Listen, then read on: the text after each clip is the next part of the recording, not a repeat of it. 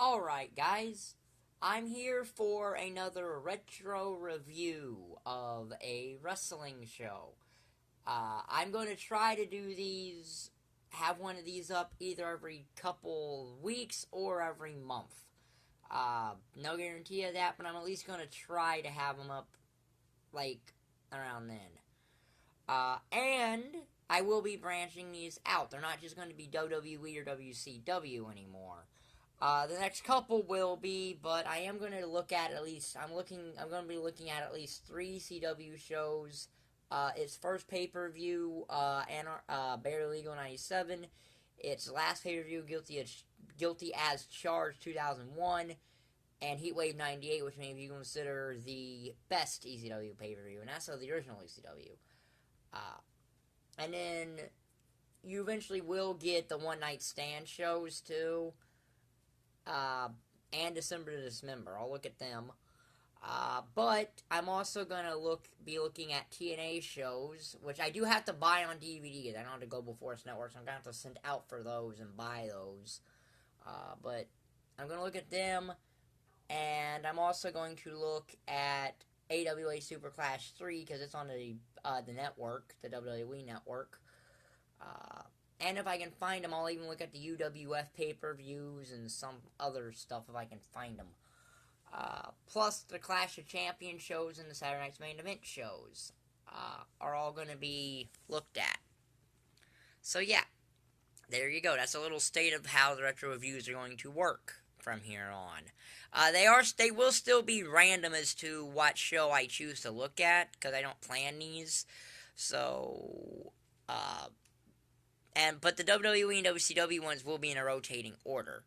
So, the subject of today's retro review is a show I have not actually seen in 20 plus years, and it's Fully Loaded 1998, which came to us on July the 26th, 1998, from the Seland Arena in Fresno, California, which I believe was the site of the 1996 Royal Rumble. This is an 8-match card, but it has 9 actual segments. Because there is a bikini contest on this show, but I'm not looking at that. That's not gonna factor into the rating of this show. The opening contest is Val Venis versus Jeff Jarrett. This is Val Venis's pay-per-view debut in the WWE.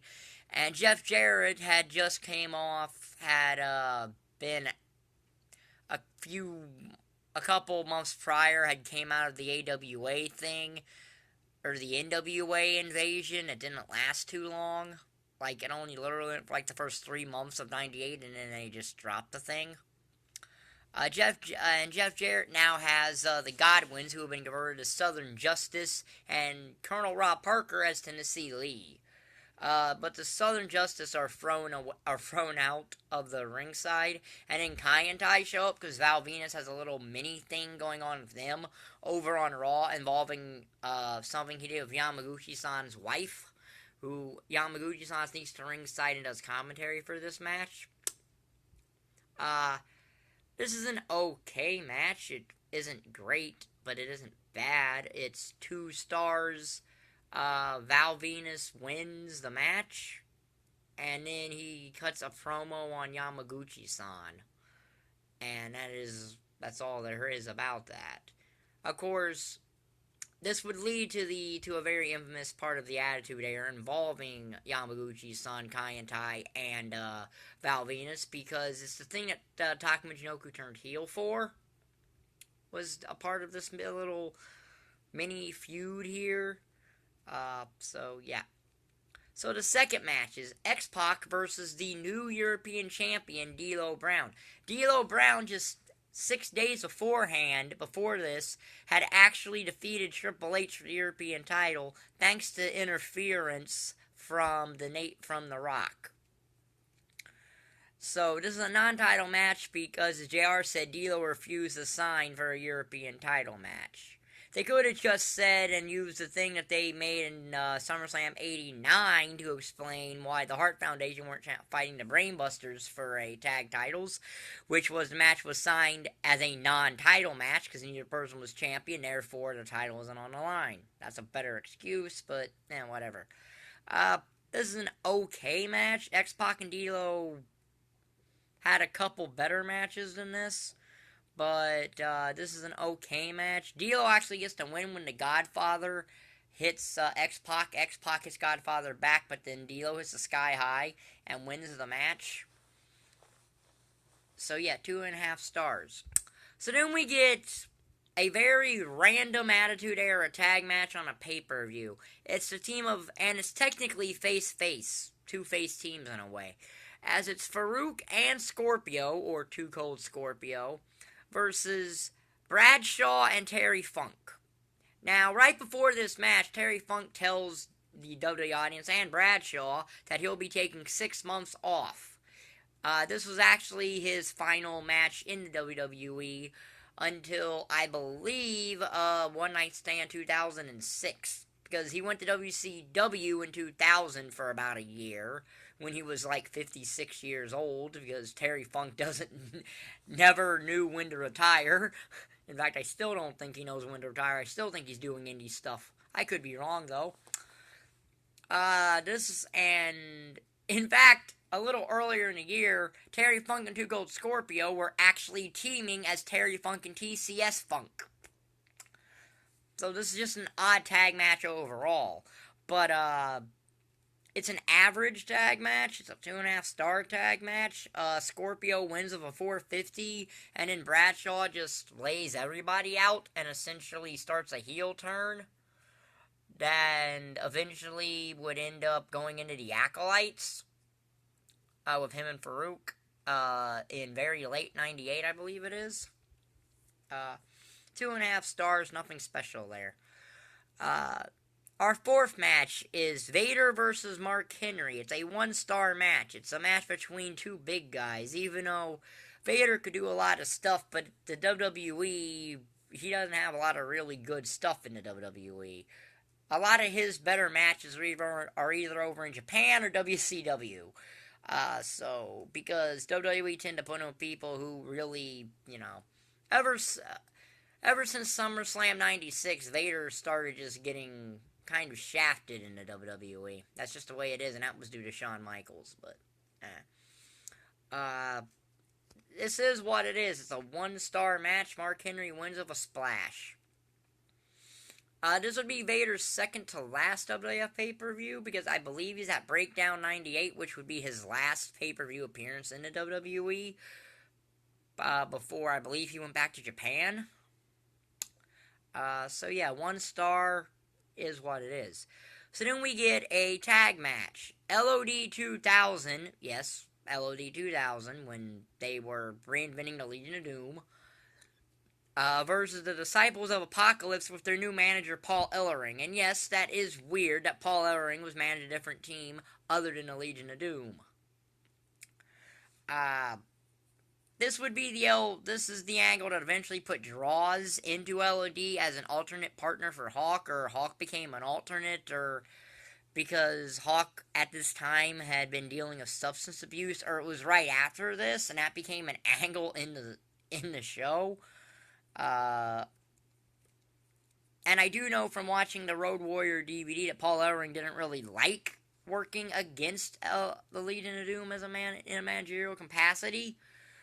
So I do know that, and this was right after Sonny had left the WWE, or they fired her, or something.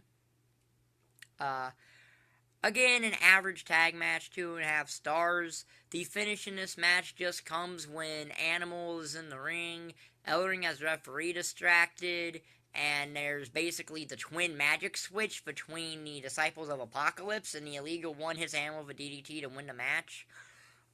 This is when the Disciples of Apocalypse are basically just Skull and 8-Ball. I have no idea where Chains went. I believe Chains was fired. I believe Chains was fired, right after WrestleMania. Or they just weren't using him. I know he's not a part of this thing at all here, so I don't know where he went. but a 2.5-star match, nothing really special. So then we get a pre-taped match, because it was actually a pre-taped match that aired on the pay-per-view.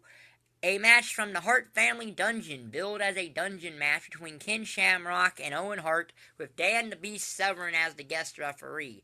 It's a 1-star match. There's not a lot of stuff that can be done in the basement of a house, even if there's a mat there.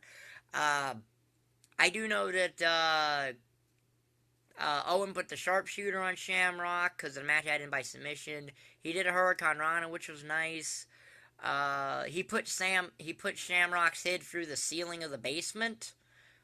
I wonder if Stu Hart knew about that. And even if he did, I don't really think he'd care, but whatever. But eventually, Shamrock goes for a kick, which knocks Severn down. And then while Severn's down, Owen gets a dumbbell and just hits Shamrock in the back of the head with it. And then he basically makes Shamrock tap out to like this modified crossface and gets the win. It's a 1-star match. It's nothing really special.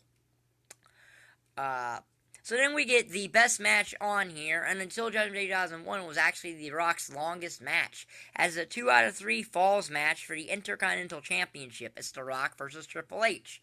Rock was in the middle of a very long Intercontinental title reign here. It was a reign that started right at the end of 97 and went in until SummerSlam the next year of 98. So yeah, it was a very lengthy IC title reign. This has a 30-minute time limit in this match, and the first fall is won by The Rock when D'Lo Brown distracts Triple H, and then Rock hits Triple H with the Intercontinental title, and then The Rock bottom to win the match. And then the second fall, which happens with, I think, around 4 minutes left in the match, or something like that. There's a ref bump, and Chyna brings a chair in the ring. She low blows The Rock and then DDTs The Rock on a chair.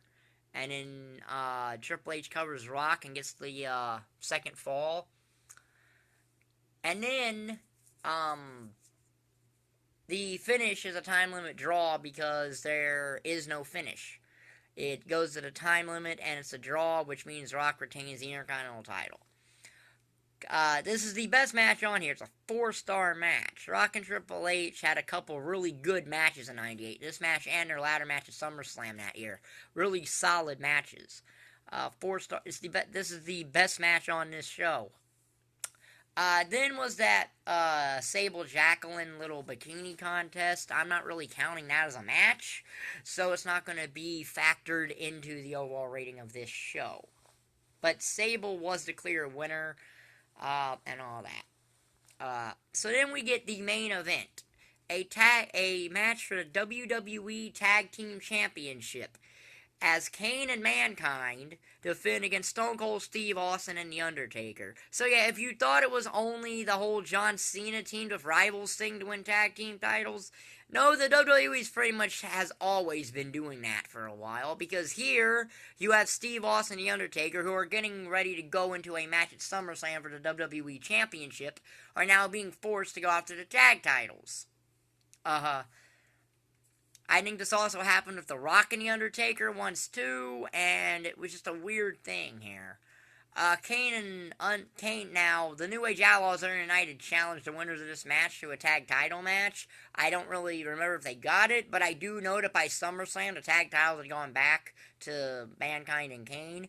The finish of this match, the whole story of this match is basically Austin and Undertaker can't get along too good because of the actions of Austin from the previous Raw. But Taker eventually does tag Austin. He chokeslams both Kane and Mankind. And then he tombstones Kane to win the match. But Taker leaves with both tag titles. It's a 3-star match. Nothing really special. So yeah, out of 40 total stars, this gets 17.5. So it's very close to a C. It would be a C minus because it's very close to a C. It's only 2.5 stars away from being average. So yeah, this will be in my Retro Wrestling Review playlist. And the next Retro Wrestling Review will be a WCW show, and then I'll go from there to think about the next ones. I don't know what the next WCW show will be, but the next Retro Review will be a WCW show. So if you like the video, like button down there, subscribe button is down there, and thank you for watching. Bye.